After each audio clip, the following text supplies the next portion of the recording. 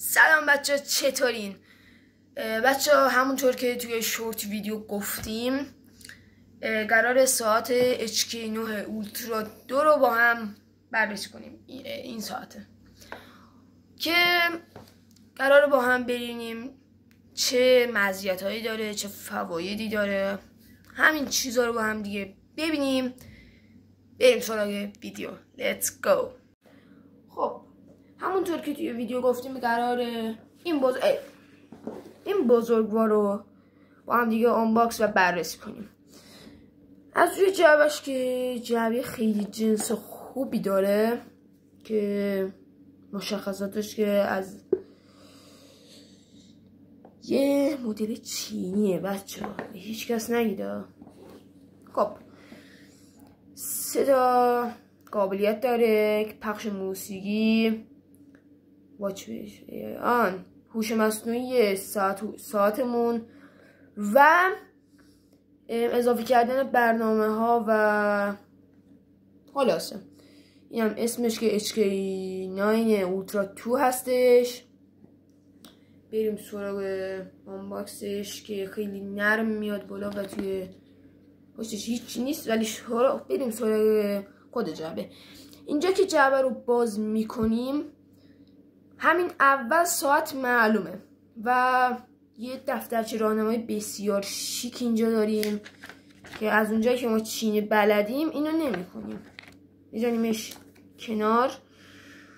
خب 2 تا بند داره که یکیش بند چطوری بگم پارچه‌ای ماننده، آره دیگه پارچه‌ایه که با استفاده از این چسبا میچسبه به اینجا که این یه مدل بندشه و دوم بندش بند سیلیکونی هستش از این بندای ساعت هوشمندا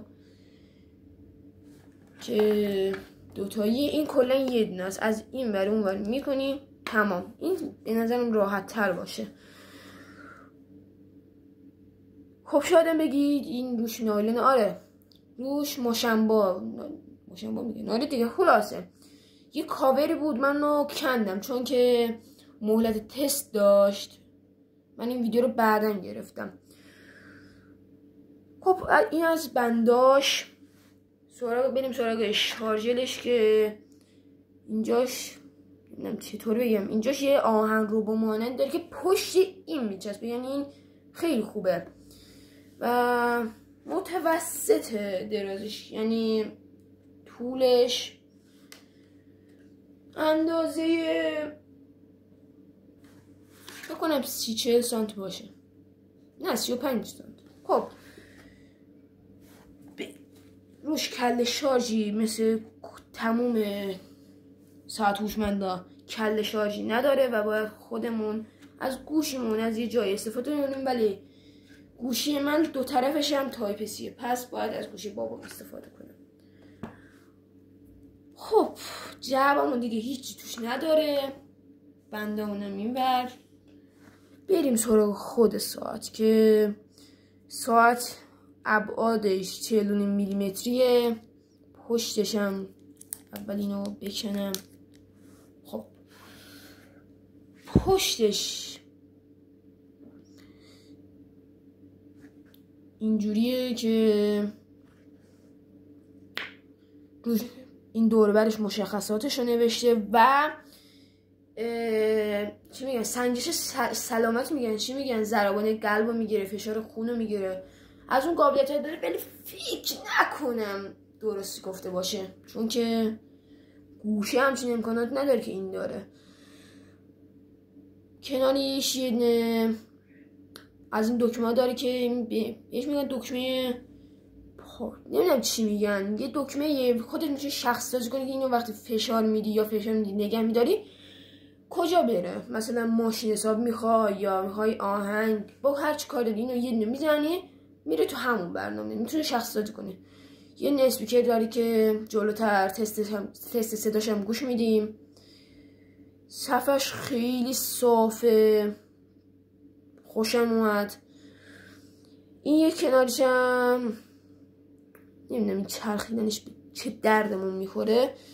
ولی خلاصه یه برازندگی اینجا چی بگم جلو رفتگی هست که شیکتر نشون میده، ولی یکم گنده است و برای دستای کوچیک مثل دست من زیادی گنده است. خب بالاش هیچی نیست، کنارش هیچی نیست. این بغلم یه دونه میکروفون وسطش هست که تستش هم با هم میبینیم. خب روشنش کنیم. شارژ نه چی؟ بچه اینو من باید بزنم شارژ که حدود نیم ساعت طول میکشه. بچه این کم کم داره شارژ میکنه. یه چیز جذابیه وقتی شارژ میکنه. این اینجوریه وقتی شارژ میکنه اولش، بعدش اینجاش واچ فیسش اینجوریه. بالش هم مثل این آیفون ها یه چیز کیوتی هست، خیلی بالا. خب حالا رسید بچه. کلن حوصله نداشتم بذارم کلن شارژ بشه. یه 5 دقیقه گذشت و این کل 4% شارژ کرده. حالا اشکال نداریم، ما که با شارژ کاری نداریم. خب حالا بچه رزولوشن میگن دیگه خوبی داره نسبتا، ببین راحت رواله. خب اینجا مثلا من معروف ترینشو میذارم. اینجا قطب نما داره که اینجا الان معلوم نیست. آهان اینجا ببینید. بعدش که این دکمه رو فشار بدم میره به توی منو که منوی خیلی خیلی روونی داره و واسه هر کاری میتونه اشتباه. بازی داره، ماشین ضبط داره، ضبط صدا داره. از این بغل میکشه میره بیرون. حالا من دستم یکم عرق میکنه. خب چند تا قابلیت مختلف مثل سنجش دمای بدن، فشار خون، قطب نما، دوربین. بچه باید وصلش کنی به گوشی از طریق این برنامه. اینجا نوشته دیگه فکر کنم. آره از طریق این برنامه باید وصلش کنی توی گوشی. بچه من بازم میگم اینو یه بار باز کردم تستش کردم چون مهلت تستش کم بود. خب حالا هوش مصنوعی اینا شو از اینا بگذاریم ماشین حساب که یه چیز به درد بخوریه. مثلا میذاری اصلا تو جیبت، اصلا بندش هم نه، همینو میذاری تو جیبت، میذاری سایلنت، میذاری تو جیبت، اینجوری میری سر امتحان زرت باز میکنی. خیلی به نظرم به درد بخوره.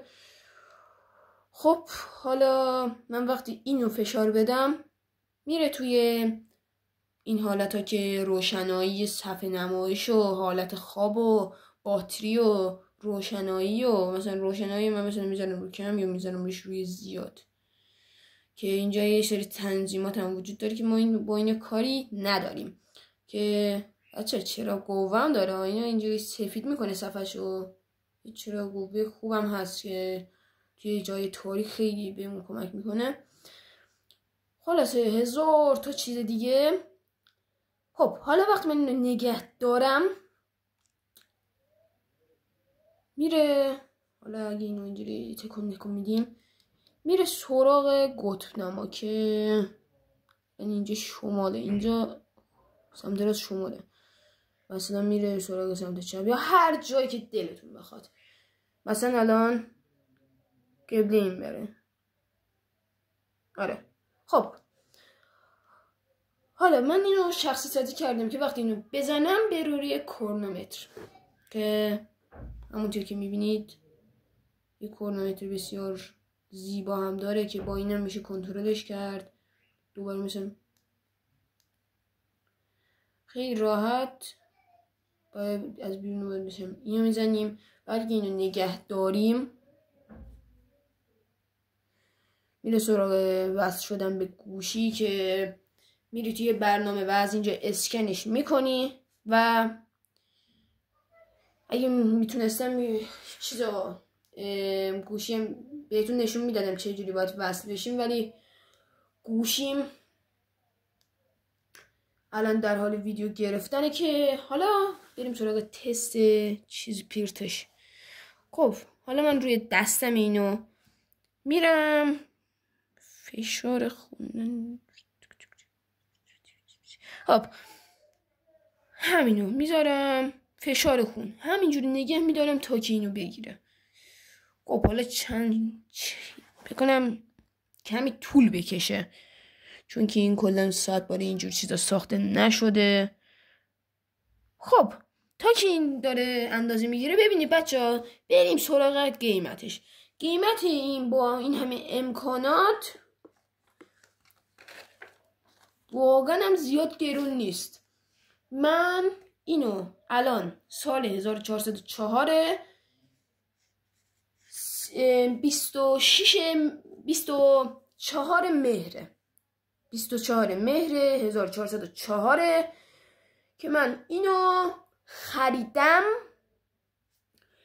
1,850,000 تومان که با این همه امکاناتی که داره واقعا چیز خوبیه.